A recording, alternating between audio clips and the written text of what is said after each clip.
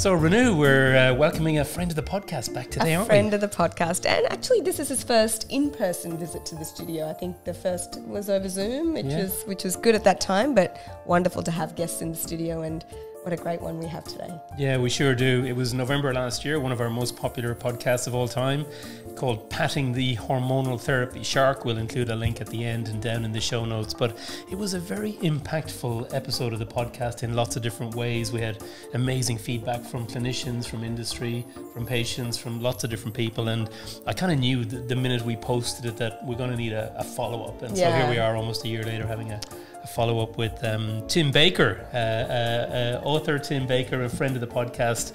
Great to have you back, Tim. Thanks, Declan. Great to see you. Great to see you, so nice Tim. to see you too. Yeah. Author, journalist, surfer, so many titles. We'll get Influencer. to all that. We sure is. And he's been busy since then, but we'll get to all that. But so this is one of our themed podcasts. Regular listeners will know we have some fantastic partners who support GUcast, support the running of this podcast, keeps us going all the time. And one of those is Mundipharma, big pharmaceutical company who work a lot in the area of prostate cancer. They're one of our gold partners. And so in discussing with them what sort of themed episode we might find that is of mutual interest to industry and to ourselves, well, this was kind of an obvious one to go for because their main interest is in androgen deprivation therapy. And for any of you who've listened to that previous podcast, we'll backtrack a bit on it today. You'll understand that androgen deprivation therapy is a really important theme for us. So this is a themed podcast supported by Mundipharma, and we're grateful for them for supporting things we do. Yeah, it's great, isn't it? Because, because of their support, we're able to get these important messages out to, the urology community and also the wider GU oncology community, including patients and people who've been affected personally by prostate cancer. So, Patting the Shark. Those of you watching on YouTube can see I'm holding up this book. This is the book that Tim wrote about his own personal experience, and we titled our episode last year, Patting the Hormonal Therapy Shark. It is a fantastic read. I read it myself and bought a bunch of copies to give to other people, including you, last year. So I highly recommend this for anyone who's working in the field of prostate cancer, survivor, anyone who knows anyone with prostate cancer. It's a brilliantly written story by a very talented writer, because that's what Tim does. Tim is he's a writer and author, and your particular expertise, Tim, is in surfing. Yeah, that's right. Do you want to tell us a bit about that, just for those not familiar? Yeah, sure. I mean, I've edited surfing magazines and I've written a bunch of books, biographies of well-known surfers like Mick Fanning and Mark Occhilupo, and a history of Australian surfing. Around Australia road trip I did with my family called Safari. Yeah, I got that book for Christmas last year. Yeah. So Patting the Shark was a bit of a departure from my normal stock in trade, but there's still a bit of a surfing theme running through it. And in fact, the title, is sort of drawn from a surfing experience. Surfing's been really good to me. I often say I've never been more grateful to be a surfer and to be a writer than since my diagnosis. Like, those two things have been remarkable tools for me in terms of processing the diagnosis and, I guess, managing all the challenges along the way. And look, we don't want to go deep into that whole story again. You told it brilliantly the last time, but I suppose we better, in summary, for those who haven't gone back, and just tell us a little bit in brief about your prostate cancer journey, which led to writing this fantastic book. Sure. So diagnosed July 7, 2015 with metastatic prostate cancer. I had my PSA was 120, Gleason score 9, I had lesions in my right femur, left 7th rib. The prognosis was pretty grim. I was pretty freaked out. And there was just a really steep learning curve in terms of, I guess, understanding the treatment options and then how to manage side effects of treatment. And I'm not quite sure why, but I guess I just became really proactive about how I was going to, navigate this journey, and learned a lot along the way and had some really great support and allies. And I guess that whole world of allied health in terms of maintaining quality of life and mitigating side effects became a particular focus of mine. And, the book was part of a creative writing PhD, so I just really immersed myself in that whole world. And, and Tim, writing this book must have sort of almost catapulted you into sort of another world of prostate cancer and dealing with clinicians and patients, not just for yourself, but you've sort of become, almost like a pillar of support for other patients, the person that physicians and nurses and other allied health services look to for information and sort of a different perspective. What's it been like since his book came out? Extraordinary. I mean, way beyond anything I could have imagined. Like, I expected patients to respond to the book, you know, who were going through a similar experience. If anything, I wasn't expecting the sort of response I've had from the medical community. If anything, I thought there might be a bit of pushback, like, who does this guy think he is, questioning mainstream medicine, and, you know, but people like yourselves have just been so welcoming and open, and I've been so grateful for that. And I think I've been the beneficiary of kind of good timing, in a sense, that there is this sort of groundswell of, you know, listening to the patient experience and the patient voice. And so I think my book came along at a good time when people were really receptive to that kind of message. Yeah, so the last time we talked about your experience of being diagnosed and the really devastating effects of androgen deprivation therapy, Tim, in your 50, you were 49, I think, when you were diagnosed with 50. Yeah.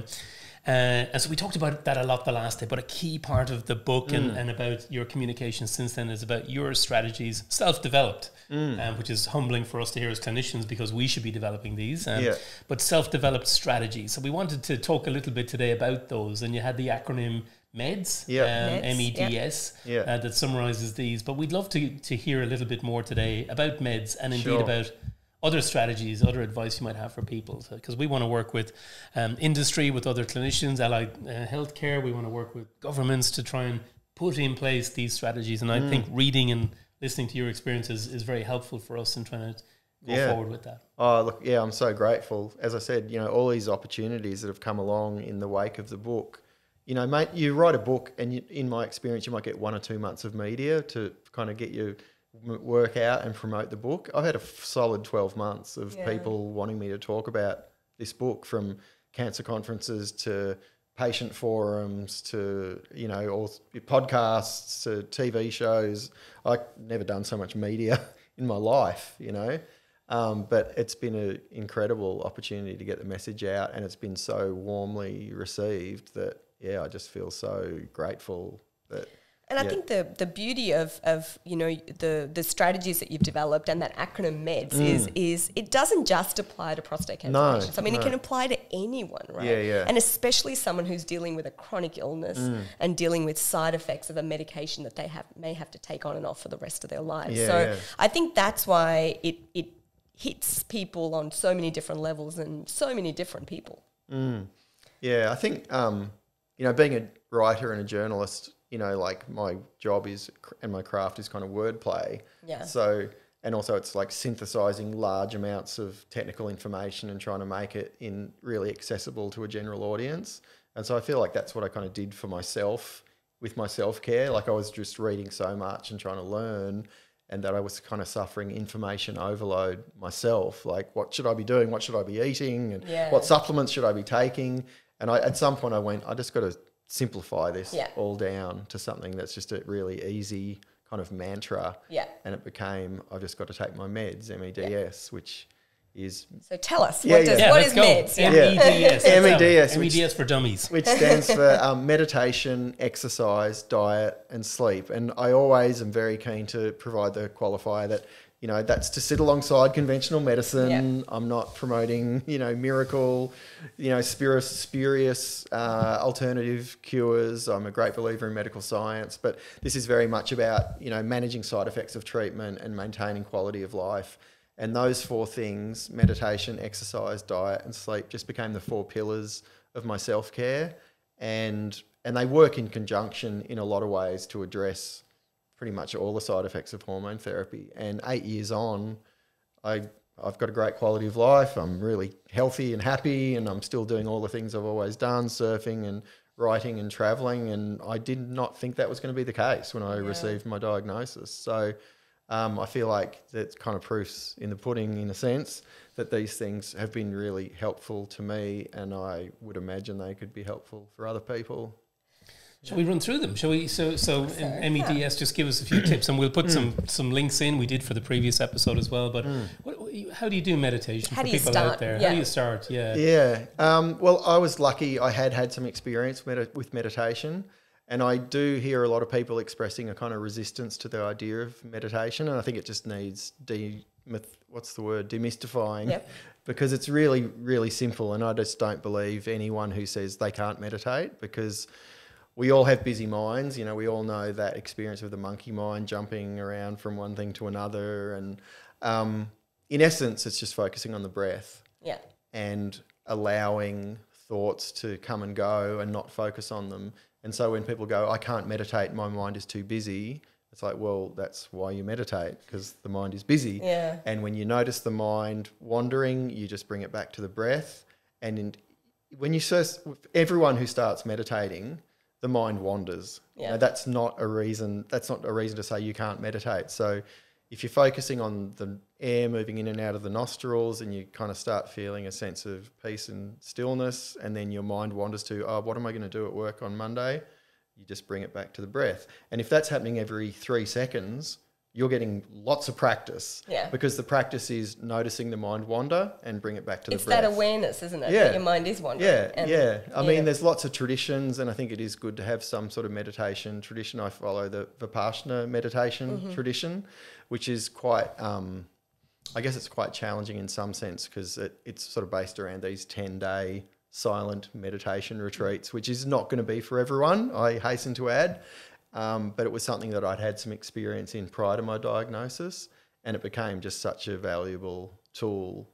And I'd have a daily practice, and then it wasn't quite every year, but every couple of years I'd go back and do another 10-day retreat just to kind of solidify my practice. Yeah. And, you know, I could just have a place of peace and stillness I could drop into, and not have to live with that cycling anxiety of, you know, I've got a scan coming up, or I've got a blood test coming up. And I would sleep soundly the night before blood tests or scans or oncology appointments. I'd forget that I had an oncology appointment the next day. Yeah. I wasn't lying awake at night tossing and turning. So there was such a tangible benefit. I just was encouraged to kind of take my practice deeper and deeper. And I honestly don't know how people manage a cancer diagnosis without some kind of tool like that, because the anxiety is pretty oppressive if you don't find a way to come to terms with it.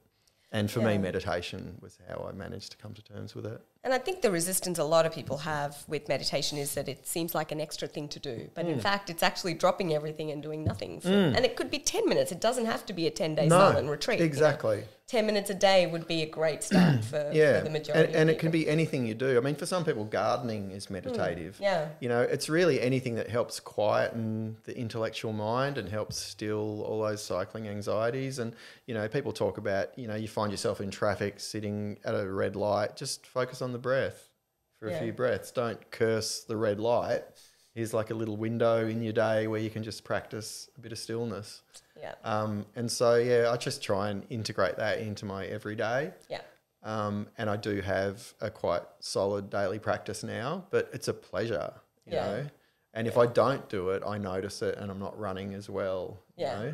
Yeah. And that's when I'll kind of get tripped up and find myself getting a bit anxious. Yeah. And then it's like, oh yeah, I didn't meditate this morning. So, and I don't do, you know, I used to do like 2 hours a day, an hour morning and night. And now I might do 20 or 30 minutes. Yeah. But I think as long as you've got an established practice, and you say, as I say, it could be 5 or 10 minutes, but just something in your day and get a taste for it. Yeah. And then just see where it takes you. And I think your natural inclinations when something's bringing you a benefit is just to kind of continue. Doing it. Yeah. And are there professional resources you use for that, or people you go to, or is it largely self-taught, Tim? Yeah. For people out there listening who've no experience. Sure. I mean, a good starting point, and I think we spoke about this last time, is there's lots of guided meditations online. I like one called a Yoga Nidra, which is about a 10-minute guided meditation. And you could Google Yoga Nidra and find dozens of YouTube clips or recordings to guide you. And you can lie or sit and just listen to this voice. And it sort of takes you through a sort of body scan from the top of your head to the tip of your toes and back again, just relaxing every part of the body while focusing on the breath. And if you lie down, some people fall asleep, and that's not such a bad thing. Yeah. You know, you sit generally in meditation so you don't fall asleep, but, you know, if you fall asleep, then maybe you need a nap, you know. I just would encourage people to start baby steps, you know, a 5 or 10 minute guided meditation, and just, you know, follow the path that it takes you on. Yeah. You know. Yeah. And I think your body and mind respond well to, you know, when you're giving them what they need and want. Yeah. And very soon, I think you'd find it reasonably effortless and not a chore and just a very welcome part of your day. Yeah. Yeah. Sounds nice. It sounds fantastic. Yeah. Meditation, love it. Yeah. What's next for you? E. Exercise. What's E? E for exercise. There we Yeah. go. And I mean, exercise is a tough one, especially for you, because you were always very active. Yeah. Surfer. And then suddenly the diagnosis, ADT hits. And then what was it like for you to get back into that? Yeah. I mean, I'm really, again, that's why I say I'm so grateful to be a surfer, because it's a form of exercise that is so enjoyable. Yeah. It's just not a chore. And I know what it's like to kind of go, I should really do something. I should go to the gym, or I should use my weights. And some days, you know, on ADT, you just don't feel like doing it. But even with surfing, as pleasurable as it was, there were days when it was a real effort to kind of go, no, I need to get in the ocean. I can feel it within myself. I just need some ocean time. Yeah. But I just found if I put my wetsuit on and had my board under my arm, it was just kind of like old muscle memory kicked in. Yeah. Like, oh, that's it. That's all right. This is what I do. Yeah. You know? And so it's such a beautiful kind of resource to have. And it ticks so many boxes. Like sitting out the back, waiting for a wave, looking at the horizon is quite meditative. Yeah. But you know, paddling out, duck diving is such a brisk kind of cardio workout. And, you know, sucking big airfuls of oxygen while you're duck diving waves, or, you know, you have a wipe out and get held underwater and come up. You get such a good workout. And then the riding of waves itself is such a bliss experience. Yeah. So, yeah, for me, it ticks all those boxes. But exercise, you know, as you'd understand, it also addresses so many of the side effects of ADT. Yeah. So, you know, lethargy and fatigue. Exercise is the best antidote for that I've found. You know, cardiovascular health, it's good for that. Bone strength, you know, bone density, muscle mass, all those things that are impacted by ADT are all improved by exercise. Mood is improved by exercise. And, you know, as we've said many times, if there was a pill you could take that did for you what exercise does, we'd all be taking it, right? Yeah, absolutely. And, you know, and it's important because then you just sort of prevent that vicious cycle that happens when you don't exercise. You feel worse, which means you don't exercise, which means you feel worse. And and it's a great way to get you out of that kind of cycle. I mean, I think the medical community have recognised for a long time how beneficial exercise is to all types of chronic disease, particular prostate cancer. Yeah, but randomised trials from Australia have established that exercise has a role, and it's possible to get help with that as well in Australia. Yeah. There is support for exercise physiologists to get involved as part of a GP care plan, and many of the ADT companies like Mundipharma have exercise programs in place. You know, we have programs where you can get support when you're starting a patient on one of these medications. The pharmaceutical companies like Mundipharma have these programs, LE Plus and all these sorts of things that will help. And I must say, you know, for people listening who think, oh, I'm much older than Tim, or I'm not as fit as Tim, or my dad's not as fit as Tim, you know, part of, I know, the message from exercise physiologists is, well, say you're a 78-year-old and you have mobility issues and so on. It doesn't matter if you just take whatever it is you do and do a little bit more when you're starting your androgen deprivation therapy, you'll feel better. It might be just a little bit of supervised resistance training, or you know, going up and down the stairs a bit more often. So it doesn't have to be I'm training for the marathon or I want to be a surfer like Tim. The exercise thing can be very tailored to all men starting ADT. So just as you said, Tim, if it was a drug, we'd all be prescribing it, but why we must do. I think for clinicians listening to the podcast, it's like, okay, I'm starting a patient on ADT, or I have someone coming back into my office. He's been on ADT for a year. He's put on a little bit of weight and he's feeling a bit rubbish. You know, it needs to be, okay, tell us a bit about your exercise. What do you do? Do you like to get out for a walk, or do you go on the bike, or, you know, blah, blah, blah. Yeah, and anything that is kind of more than you're currently doing is a good thing. You know, don't feel like you've got to train like a triathlete. I mean, we were talking about my father, you know, and he's turning 90, and he was out this morning with his elastic resistance band, you know, doing these exercises. And I was going, go, Dad, you know, at 90. So, you know, whatever you can do that is an improvement on kind of where you're currently at is going to be a benefit. I think that is the key message, because people always get nervous. So, you know, I'm too old to do 10,000 steps a day. You don't have to. I mean, if you're doing 2,000, increasing it to 3,000 or 4,000 will be incredibly beneficial for you. So it's just a little bit more than what you're doing. And I think if there is an activity that you enjoy, then that's a great way to make sure that you keep coming back to it. Absolutely. And I think, directed or supervised exercise is really good for people on ADT, because that lethargy and fatigue can be a real barrier. And so I've discovered myself, when you've got someone just kind of cracking the whip, I've done exercise studies through University of Queensland, and I've also been a part of their exercise clinic for cancer patients. And when you've got these young, keen exercise physiology students who are like cheering you on the exercise bike, you do a bit better than you would if you're just on your own. And I think it's an important social interaction for definitely. people as well. I think if whether it's a walking club that you belong to, or a swimming class, or water yoga, or whatever it is, I think there is a certain level of social exposure that you get that you wouldn't if you were just doing something by yourself. And with all those things, as I said, with meditation, when you get a taste and you start experiencing the benefit, then you just want to do more. So wherever you start, just again, baby steps. And if you can, if you've got a care plan, you get referred to an exercise physiologist. I take all my referrals and my care plan each year as exercise physiology, all 5 of them, because I just think it's the best thing for me. Fantastic. Yeah. So for those listening outside Australia, in Australia, we are allowed to put a care plan in place for patients with chronic diseases, and one of those is prostate cancer, and we are allowed to get up to 5 sessions with a physio or a dietitian or an exercise physiologist per year, which is a good thing. We could do it more, and I think we should have more support. But I think, Renu, one of the main issues is we clinicians are not routinely embracing the role of exercise when we start men on androgen deprivation therapy. And there's no point just looking at that patient and say, well, he's very old, he's got all these comorbidities and blah, blah, blah. Yeah, do not underestimate what an exercise physiologist can do. And the pharmaceutical companies have programs in place. And we'll put a link in the show notes. Actually, there's a very good website that lists exercise physiologists around Australia.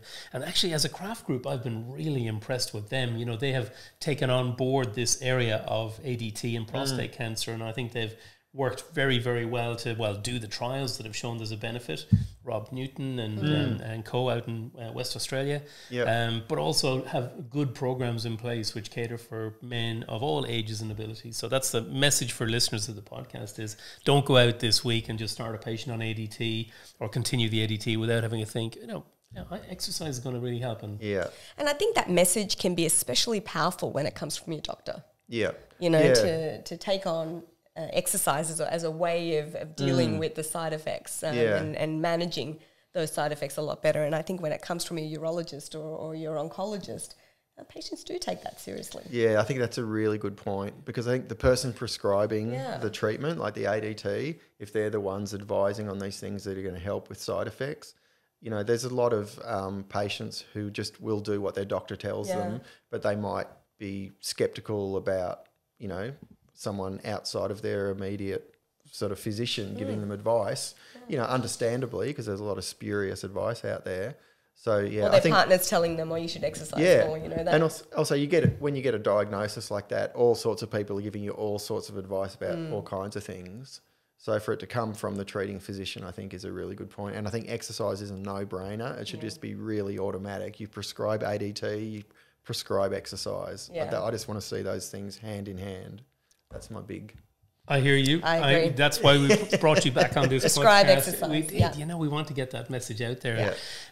So we will. ME, meditation, D for exercise. diet. D for diet. Tell us a bit about diet. Yeah, sure. I think that was a bit of a vexed one for me, because there are so many different approaches to diet and you get so much different advice. And that was something that kind of bamboozled me at the beginning, like what should I be eating? And the advice I was given initially was just eat whatever you want. It makes no difference. And I was like, that doesn't sound right, And so, I know what a kind of fraught phrase it is to kind of say, do your own research. It's certainly in the post-COVID world, because we all know that, consulting Dr. Google can lead you down some pretty unreliable wormholes. Yeah. But there did seem to me to be very clear consensus around the benefits of what I like to call a plant-based diet. So all sorts of different diets are recommended to me: vegan, vegetarian, ketogenic, pescatarian, and you can just really get lost in that whole world. And I like the term plant-based because it's kind of a bit flexible. It just means eat lots of vegetables, eat lots of plants. If you like it, have a bit of meat or a bit of fish or a bit of chicken, that's okay. You don't want to make this such an onerous thing that it takes all the joy out of life. But you don't have to have a huge steak with a few peas on the side. You can have lots of vegetables and a smaller bit of meat. Don't have to make meat the hero of every meal. And so, to me, it's just it was pretty clear that there was great benefit in just eating lots of fresh fruit and vegetables. And then beyond that, you might get some specialist recommendations. I mean, I think there's good evidence around things like a Japanese diet or a Mediterranean diet, eating fresh, seasonal, local food. The Japanese are into green tea and good quality soy products like tofu and tempeh. And then I think the Mediterranean diet is, again, lots of fresh fruit and vegetables, olive oil. And I'm not a nutritionist, I hasten to add, but going to see a nutritionist or a dietitian I think is a really good thing, like seeing an exercise physiologist. So having a bit of an allied health team, getting your care plan and seeing an exercise physiologist and a nutritionist, and, then choosing what else you want to add under it, sort of from that suite of allied health specialists you can choose from. But getting advice, I think, early on is a really good thing, and that's what I did. I saw a nutritionist, and they sort of set me on my way, and then I started really enjoying it, like eating and cooking good food, and feeling the benefits again. Once you start feeling the benefits of these things, it becomes self-perpetuating. Yeah. And I know what it's like because I've fluctuated. I call it discipline fatigue. It's hard to always do the right thing. But I know how much better I feel when I kind of get back closer to what I call sort of best practice. Yeah. And at the moment, I feel like I'm on a really good program of eating well and exercising and meditating and the rest of it. Yeah, the rest of we'll get to that. Well, I mean, it's interesting, Declan, because diet is something the patients are naturally curious about, because we get that question a lot. Yeah. When we're booking a patient for surgery, they'll often say, well, is there anything I need to avoid eating, or is there anything I should specifically be eating? And that can be a really hard question to answer because we don't know what their diet is currently like. We don't really particularly have any expertise in nutrition. And I've always sort of relied on the heart healthy diet is a prostate healthy diet kind of thing. But I think, referring patients, if they're truly interested in doing something about that, to a nutritionist is very helpful. And also because there's a fair bit of misinformation, because patients will come in with printouts saying, I've read that I must eliminate meat and do this and do that. And we all have stories of this where patients have gone on extreme diets or lifestyle measures and ended up unwell. We don't want to frighten people about that, but and I have a very open mind on what you might read, that you want to take some control yourself and say, I've read this and I've read that. But you do have to have some advice sometimes. And for example, I remember a patient of mine during COVID who turned up for his surgery. He was due for surgery, and he looked terrible in the holding bay. We're there, and the nurses said, "This man doesn't look well. He's 58, and and he'd gone on an extreme diet for 7 weeks between us seeing him and booking him for surgery, and basically ended up in kidney failure. We assessed him, admitted him, and he had just done an extreme diet and ended up with all sorts of metabolic issues that were correctable, thankfully. But it was because he read something and quit work and obsessively went on this extreme diet. So I think, and there is a lot of extreme kind of spurious dietary advice out there, and I think like a lot of these things, the answer's in the middle way. But I think one of the most dangerous things we can say to patients in the lead up to, say, surgery is go away and lose some weight.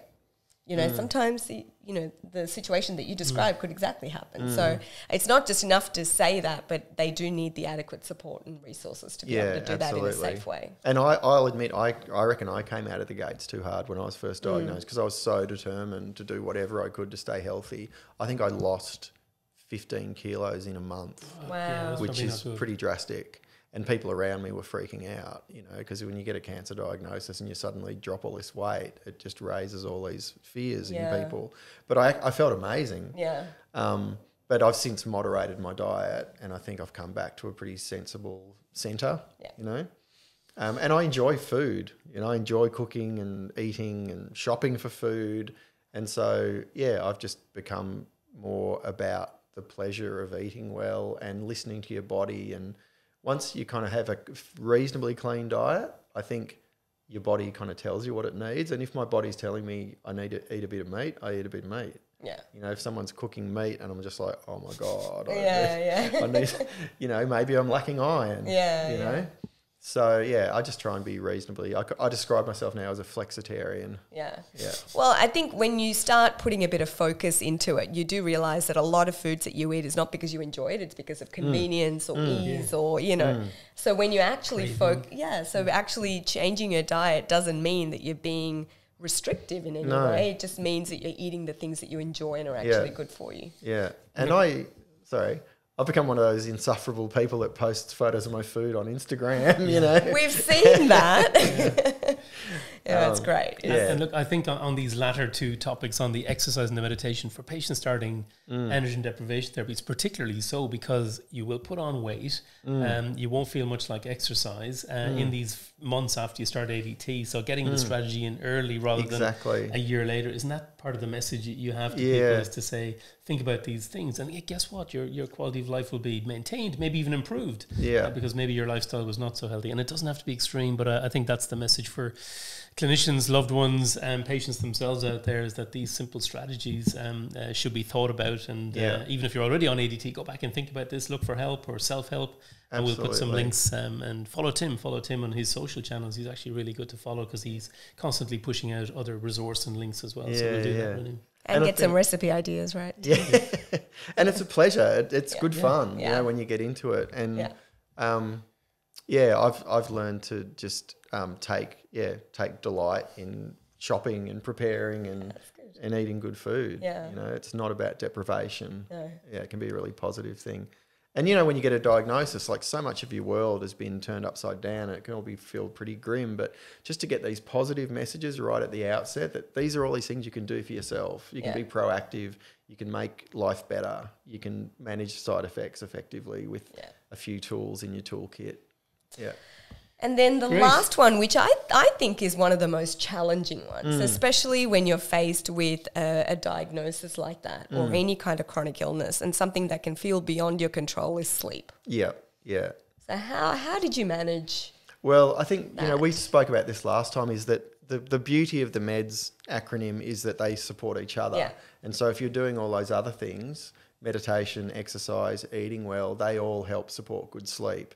And then there's the well understood principles of kind of good sleep hygiene, you know, like not being on your mobile phone, getting off all tech and screens at least half an hour, ideally an hour before going to bed, you know, treating your bedroom and your bed as a bit of a sanctuary, that it's just for sleep. You don't sit in bed watching TV or working on your laptop, that, you know, you're kind of giving your body the signal, you know, and having a bit of a ritual around it. You know, when I get ready for bed and go to bed, my body is preparing for sleep. And I think your body sort of starts to respond to those signals and messages. And there are people who know much more about that kind of whole world of sleep therapy than I. But yeah, it's worked pretty effectively, those sort of general principles. And then the other thing that I think has been really helpful for me with sleep has been medicinal cannabis. And I could talk to you all about that at great length. Yeah, but we've read the chapter in the book. Yeah, it was very good. And I've been on clinical trials for medicinal cannabis, you know, so I've had it prescribed by a doctor, and it's been really useful. And sleep, I think, is one of the areas where it's been most useful for me. Yeah.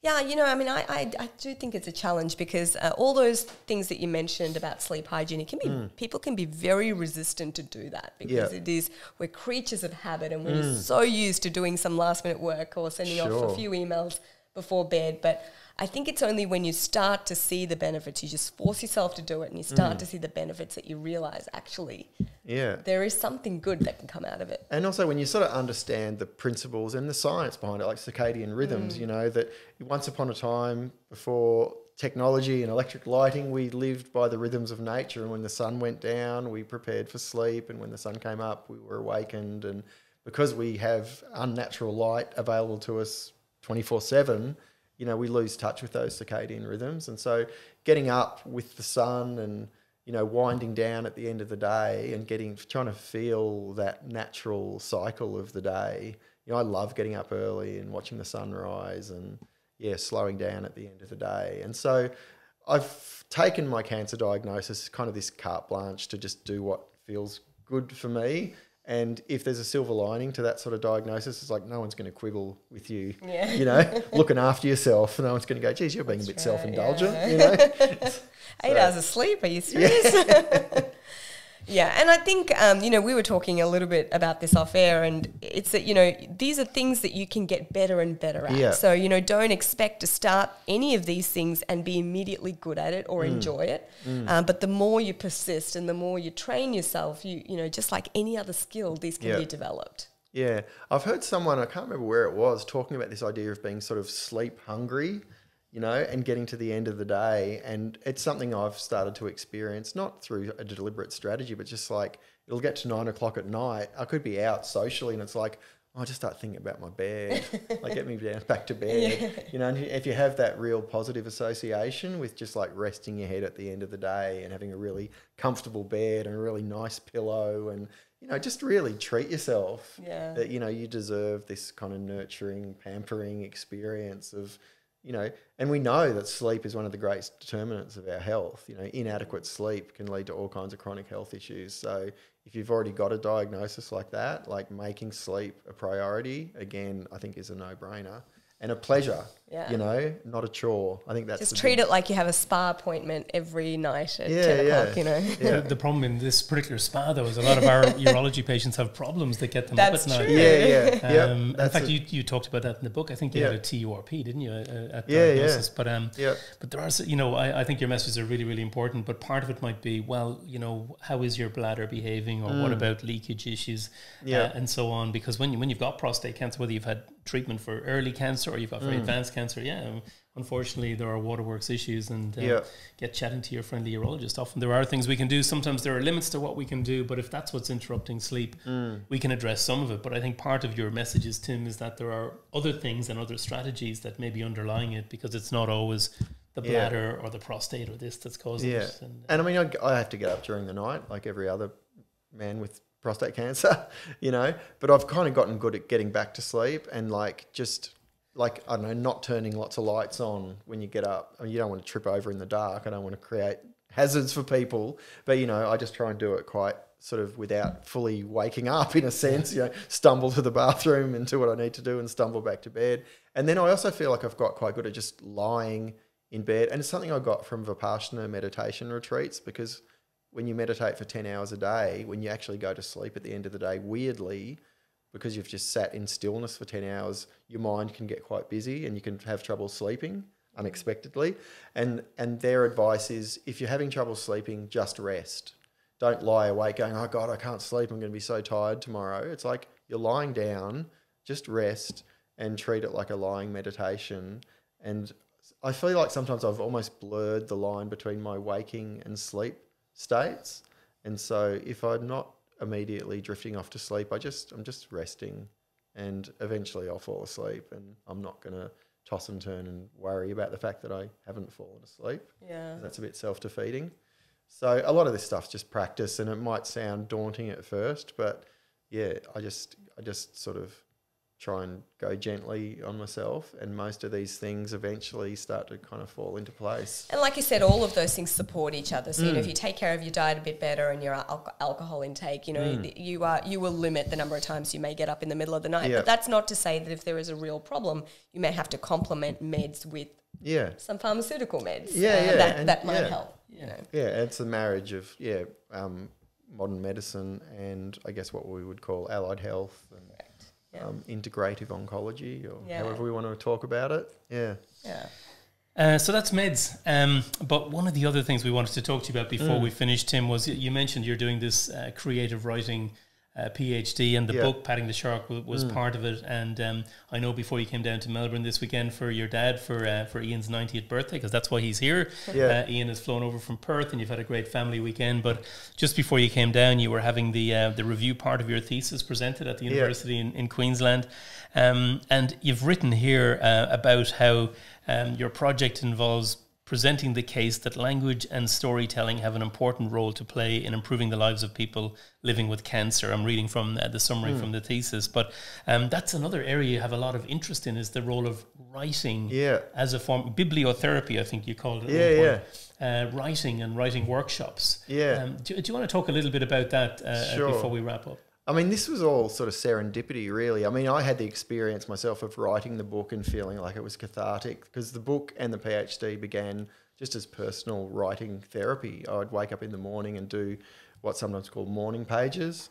A woman named Julia Cameron wrote a book called The Artist's Way, and she talks about just doing morning pages, just moving the pen across the page with no thought of what's coming out, just kind of stream of consciousness as a way of processing life experiences. And I found that incredibly helpful.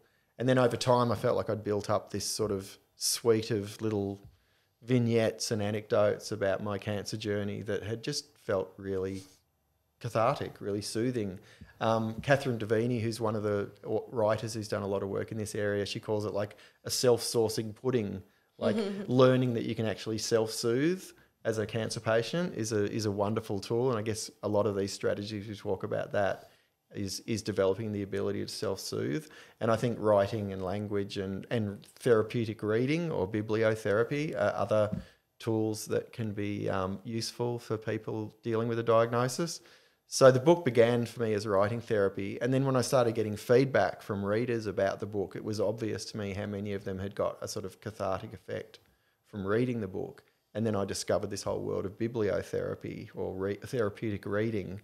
And I just thought, well, these are just other tools available to people that it's not going to suit everyone. But if you're someone who has a love of language and reading, then this, it's not one size fits all. It's kind of finding horses for courses. So recognising the person in front of you as a patient and what their inclinations are, and sort of finding the tools that might best suit them. And then I got the opportunity to run some writing workshops through the Byron Writers Festival. And they asked me what I wanted to do, and I said, I want to run workshops on writing therapy. And I just had this amazing response from the participants. Like at the end of the day, people were just on such a high and so grateful. And to be honest, I felt like I was kind of winging it a bit. Like, this works for me. I don't know if it's going to work for anyone else, but this is what I did. And I had a few little guided meditations as well as part of the workshop. And this wasn't for cancer patients specifically. It was just anyone felt like they had something to process. And it's probably the most enthusiastic response I've had to anything I've ever done in my working life, to be honest. Like, I got the participant feedback forms back from the Byron Writers Festival, and it was just really obvious to me that there was something here. And so then I started looking at the research, and there's a whole lot of studies around writing therapy and bibliotherapy. Not so much in a cancer-specific context, there's some, but a lot of it is just dealing with depression or social isolation or trauma and anxiety, which are all things that affect cancer patients. So why shouldn't it work in a cancer-specific context? And Peter McCallum have done a lot of this work through their Wellbeing Centre as well, with Catherine Davini and Geraldine McDonald, who runs the Wellbeing Centre. And their participant feedback forms, the results are incredible. People love this work. And does it matter what you write, or is it just the act of writing? I mean, can you write a short story, for instance, and get the same effect? I mean, there's lots of different theories around it. One is taking this kind of stepped approach where you write about your trauma fictionally in the third person, and then you write about your trauma and it's sort of non-fiction. It's your story, but you're still writing it in the third person, and then you write about it personally in the first person. So you sort of step your way up to writing more personally. And then Catherine talks about this effect where people get really into the craft and skill acquisition, and they're loving that whole process, and it sort of softens the trauma of the actual content because they're so enjoying the process. And so they're talking about things that are quite grim, but because they're having this sort of positive experience of acquiring new skills and getting a sense of achievement and learning this craft, that it takes some of the sting out of what they're actually dealing with. I mean, I find it fascinating. The conundrum is more, well, how do I describe that event rather than I went through this event? I want to make this piece of writing as beautiful as I can. And then there's a lot of research. I mean, I've worked quite closely with Professor Susan Chambers, oncopsychologist, who's really highly regarded in her field, and she says these effects kind of mimic what she calls acceptance commitment therapy or meaning-based psychotherapy, that it's helping patients reach a point of acceptance and make meaning of their diagnosis. So that to me is super exciting. And if I can be a part of that and use my skill set as a writer and my experience as a cancer patient and help other people, then that's a great outcome. Yeah. And it's kind of, it's sort of like meditation and counselling and psychotherapy and everything in one thing, which you can do entirely yourself. Yeah, and it's so easily deliverable, because we struggle to meet the unmet psychosocial challenges of a cancer diagnosis because they can seem, so overwhelming, and, having the resources for everyone to get what they need. Writing therapy is pretty easy to deliver, and then people can become self-soothing, that self-sourcing pudding. I get it, So what a great tool to have available to people. With a bit of encouragement and a little bit of guidance, they can go away and kind of be their own therapist, Amazing. There you go. Very inspiring. Really. Yeah, very inspiring. And just an anecdote before I finish about the writing side of it, Tim. There's a patient of mine who, like yourself, was diagnosed about 50. I remember very, very well. It's 12 years ago with metastatic prostate cancer. His PSA was over 1,000. I remember it was just a week before Christmas. I got this referral and got him in. And he writes a blog about this. He's still doing fantastic 12 years later. Wow. So writing, I think, this blog for him has been part of it. But I've read his blogs, and you can feel his emotions in the blogs as well, good days and bad days. And again, I find it very insightful as a clinician, seeing what he writes about the experience of coming to the hospital and getting a PSA level and so on. But the other thing that he writes about in the blog, because he's a very keen cyclist, is the role of exercise, velotherapy, as he calls it. So he's convinced that, and he's like cycles hundreds and hundreds and hundreds of kilometers a week. Fantastic. PSA was 1,000. He's on ADT for 12, 13 years, on another drug now as well, but PSA is still well and truly smashed, like yours, I should say, because you do post about this, but your PSA is still going great, thankfully. So the strategy is going well, the cancer strategy is going well, the meds are going well, and it's great to see you, and thank you for coming in and sharing all that. Absolute pleasure. Really grateful for the opportunity, and just grateful that I'm still in good health, and medical science and everything else that I've found that's helped. It's a really happy marriage and collaboration, the way I look at it. Yeah. I got to say, in your book, when I read it, the thing that still gives me goosebumps when I remember it is the story of how you got your diagnosis, and you give that alternate scenario. And I think, with everything that you've done over the last year and the strategies that you've developed, I really do think as clinicians, if we embrace it, we can get a little bit closer to that alternative scenario where patients don't walk out feeling like they've been hit by a truck. Yeah, beautiful. Yeah, give them those tools to self-soothe and be able to become proactive about managing their own health and well-being. Amazing, Tim. Fantastic. Thank you so much, Tim. Well done. Patting the Shark is the book. It's totally fantastic. Treat yourself to it coming up to Christmas. That's all we have time for on this fantastic episode. It was really enjoyable, and thanks very much to our gold partners, Mundipharma, for supporting this initiative as well. We'll be back again very soon. Do get in touch, do rate, like, subscribe, all that sort of stuff, and reach out if you want us to cover anything in particular. Thank you very much from us. Thank you. Thank you.